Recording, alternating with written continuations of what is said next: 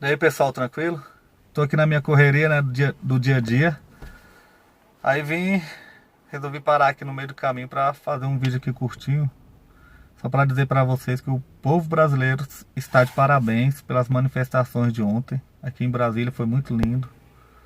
Não pude ir porque eu tô na correria mesmo. Tô desempregado, então tô tendo que fazer alguns bicos aí pra continuar aí sustentando a nossa casa, né? Sustentando a minha família. E tamo aí, na luta. Mas o principal desse vídeo aqui que eu queria falar era que logo após as manifestações parece que foi programado. Presidente da Câmara, do Senado, ministro do STF, presidente da OAB, tuitando, criticando as manifestações, falando que agrediu o jornalista, que fez isso, fez aquilo, só colocou na lama. E logo mais a mídia, liderada aí pela Rede Globo, começou também a bombardear, criticar, ofender os manifestantes, ofender o nosso presidente. Isso é uma ofensa ao povo brasileiro, uma ofensa à Constituição. O nosso presidente disse que está no limite. Eu acho que, na minha humilde opinião, que já passou todos os limites, principalmente a Rede Globo. Não tem mais como, cara. Aí você vê alguns youtubers, algum pessoal que até pouco tempo apoiava o nosso presidente, agora fazendo críticas todo momento, criticando o professor Olavo. O que vai acontecer do Brasil, cara? A gente tem que se unir cada vez mais, apoiar esses movimentos de rua que são a favor do presidente, apoiar nosso presidente. E eu faço aqui um convite a vocês para ir pro Telegram. Vou deixar aí o link aí do nosso canal no Telegram. E para vocês abrirem uma conta no Twitter, cara, que ainda não tem, porque é de extrema importância lá que a gente consegue acompanhar as notícias praticamente em tempo real. Beleza, pessoal? É isso aí que eu queria dizer. Estamos aí na correria. Espero que todos estejam bem. Segue a gente no Instagram. E também quero fazer um grande convite a vocês para se inscrever no nosso Patreon. A gente vai colocar alguns vídeos lá, bastante interessantes, não só com o tema aqui do canal, mas com bastante política, entretenimento, sobre o Brasil, nova ordem mundial, sobre a Europa, Estados Unidos, essa guerra econômica, guerra cultural. A gente vai tentar caprichar bastante para ficar bem legal, galera. Valeu, se inscrevam lá, e segue a gente aí nas redes sociais. Forte abraço. Não precisa dizer que não há conciliação possível entre essas duas coisas, né? Só que aqui nós já entramos num assunto que requer um retorno a raízes mais remotas desta situação, e requer também uma discussão desses pontos. Quer dizer, os dois pressupostos do Roger Scruton são, por um lado, a arte e a literatura me transmitem, tá certo, uma riqueza de emoções, de intuições, etc., que eu não posso dispensar, eu preciso disso. Por outro lado, os professores na faculdade me ensinam que tudo isso não tem conteúdo de veracidade, que tudo isso é apenas subjetivo, né? É claro que o propósito do Gottlieb Frege, quando criou essa codificação moderna da lógica,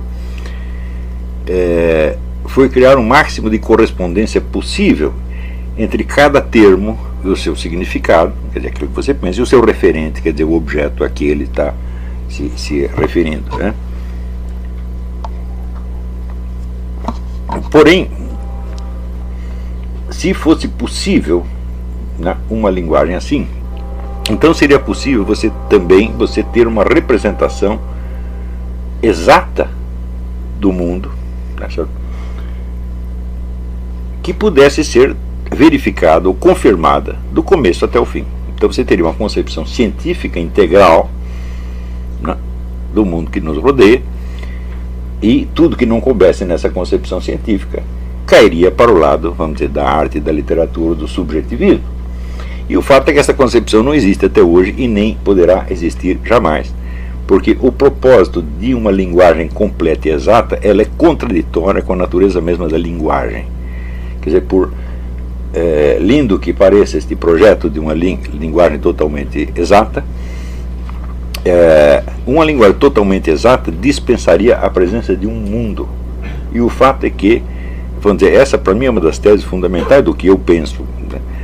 o mundo é o mediador, a existência do mundo é o mediador de toda linguagem. Linguagem é uma atividade que nós exercemos dentro de um mundo que precede a nossa linguagem, tá certo? E do qual recebemos a linguagem. Ninguém nasce sabendo falar, tá certo? Então você absorve a linguagem da cultura, a qual por sua vez tem alguma relação com objetos do mundo físico em torno. Portanto, não existe jamais a comunicação perfeita de sujeito a sujeito. Quer dizer, eu falando aqui e a Carla escutando ali, a nossa linguagem nunca será completa. Nós sempre teremos uma referência a algo que a transcende, e sem a qual o que nós estamos dizendo não faz o menor sentido.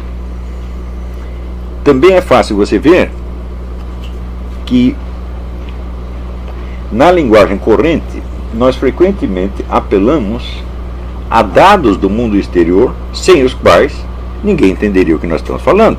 Por exemplo, você chega num açougue e pergunta: quanto custa isso aí? Isso aí o quê?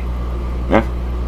Você não está dizendo, expressando exatamente qual é o objeto do qual você quer saber o preço, tá certo? Você está indicando algo no mundo físico em torno, pressupondo que o balconista está no mesmo mundo físico que você e que ele está vendo as mesmas coisas que você.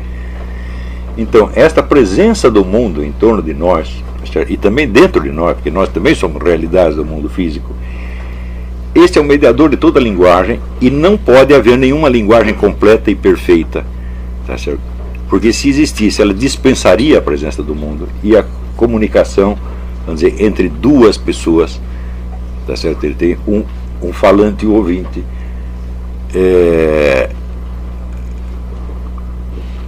poderia abarcar tudo o que existe. Então, esse projeto, para mim, ele é autocontraditório. Porque por mais que você aperfeiçoe, né, a linguagem, ela sempre dependerá de um mundo, e esse mundo será o mediador. É dali que você extrai o significado de tudo.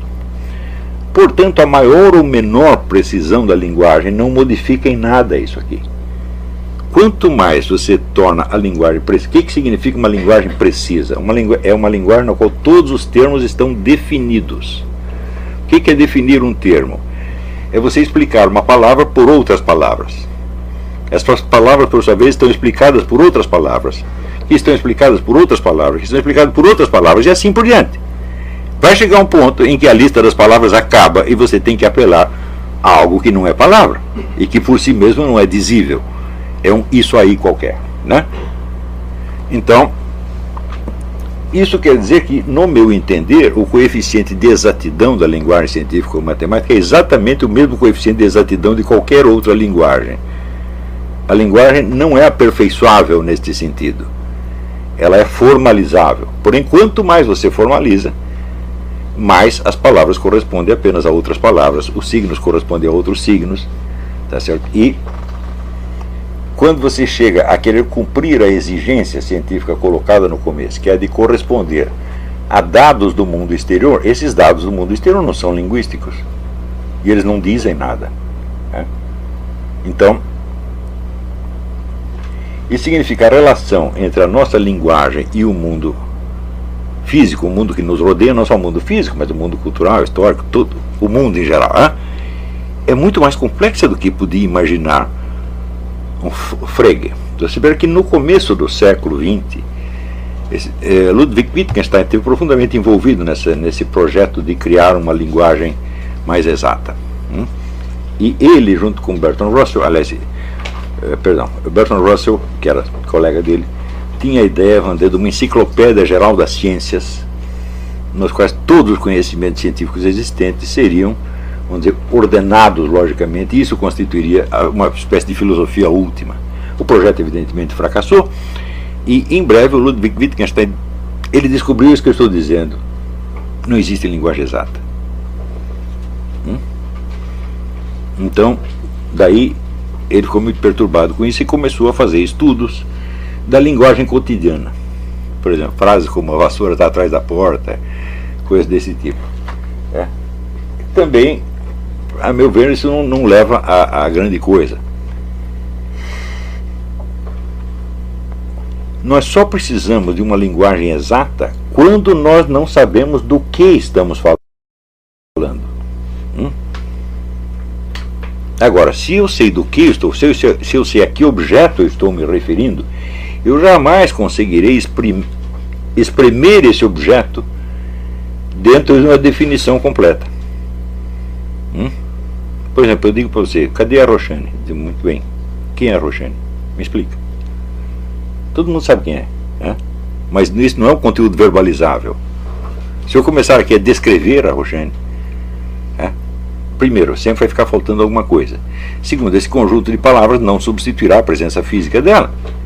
Então, sempre nós voltaremos à situação do homem no balcão do açougue. Quanto custa isso aí?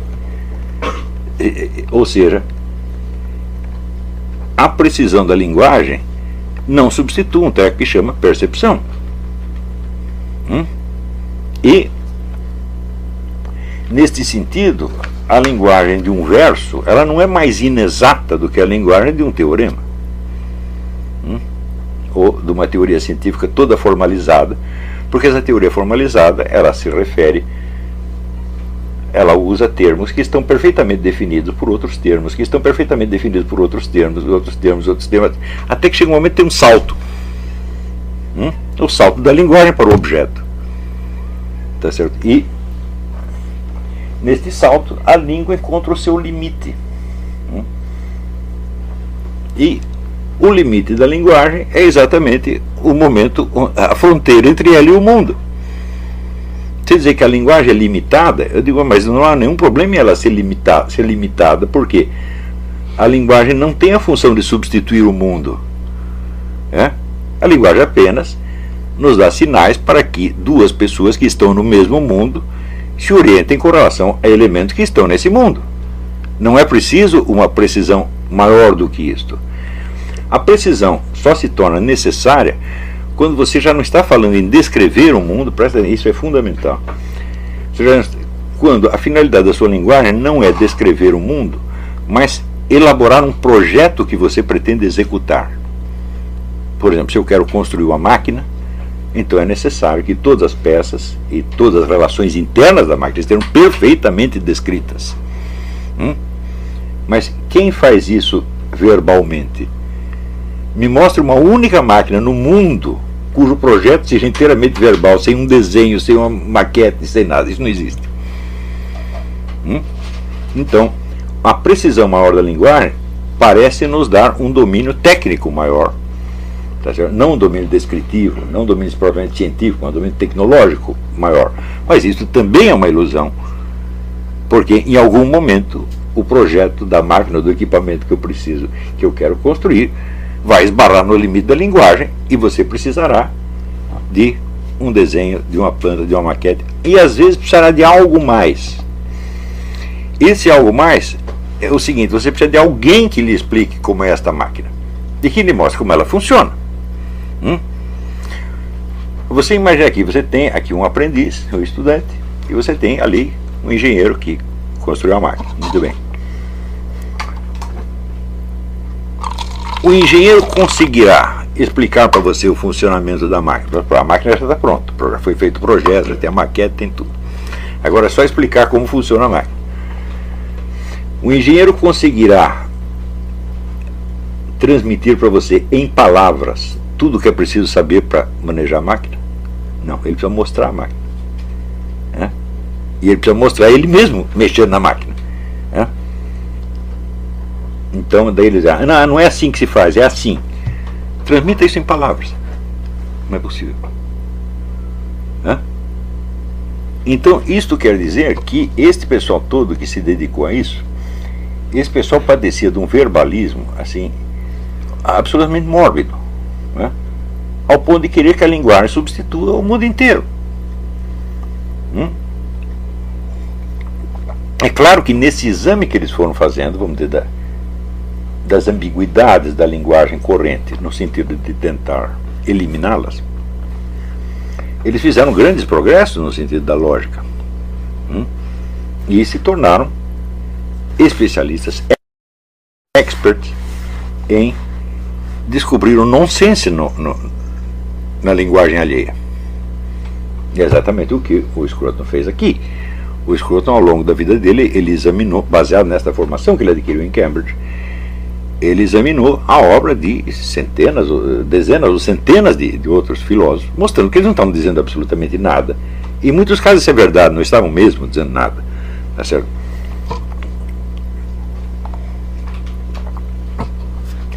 Porém, aí sempre continua o enigma. Se a arte e a literatura nada dizem, por que elas me impressionam tanto? E este é um dilema para o qual praticamente ninguém no mundo anglo-saxônico tem solução.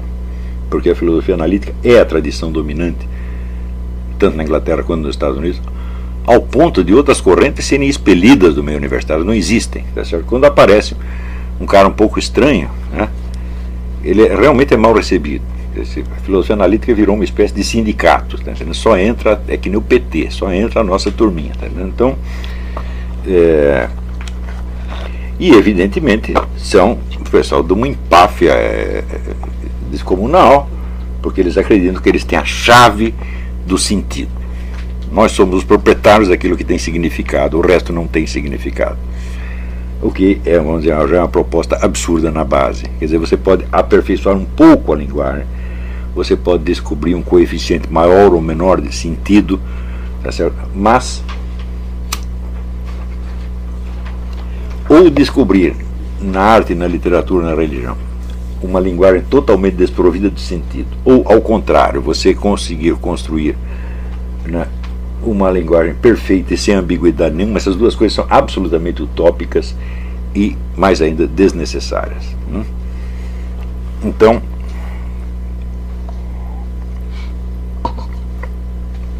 vamos continuar aqui lendo. Veja, o homem tem, por um lado, ele reconhece que, como diz a filosofia analítica, a maior parte desse discurso literário ou literofilosófico não tem significado, não está dizendo nada, está apenas expressando emoções.